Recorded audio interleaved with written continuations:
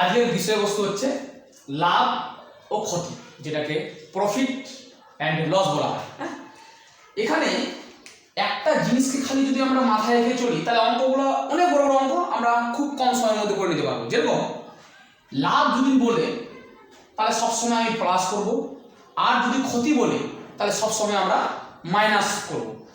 আর যে কোনো একটা জিনিসের যে কোনো সেই জিনিসটা হোক, ক্রয় মূল্য বলতে শুধুমাত্র আমরা 100% বুঝবো। কত পার্সেন্ট বুঝবো? তাহলে সুন্দর করে অঙ্ক শুরু করার আগে একটু ছোট্ট করে আমরা এই জিনিসগুলো বুঝে নিই। ক্রয় মূল্য যে কোনো জিনিসের হলো, ক্রয় মূল্যটা কি স্যার? ক্রয় মূল্যটা কিছুই নয়, শুধু ক্রয় মূল্যটা কিনাটা কত টাকা কেজি, এটাকে সবসময় আমি 100% ধরবো। কত পার্সেন্ট? 100%। ঠিক আছে। এবার এখান থেকে যদি লাভ বলে, যদি বলা হয় যে 10% লাভে আমি বিক্রি করলাম, হ্যাঁ, বিক্রয় মূল্যটা বার করবো 10% লাভে, হ্যাঁ, বিক্রয় মূল্য, তখন কিছুই নেই, এই যে 100% বলছি তার সাথে আমি 10 যোগ করে দেবো, তাহলে হয়ে যাবে 110%।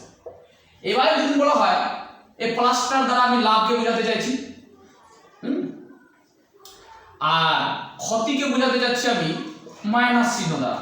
এবার যদি 20% ক্ষতি হয়, এবার ক্ষতি মানে আমরা বুঝে নেব যে শুধুমাত্র বিয়োগ করতে হবে। হ্যাঁ, তাহলে এবার যদি বলা হয় যে একটা জিনিসকে কিনে আনলাম, কিনে আনার পর তাকে 20% ক্ষতিটা আমি বিক্রি করলাম, তাহলে বিক্রয় মূল্যটা কি হবে?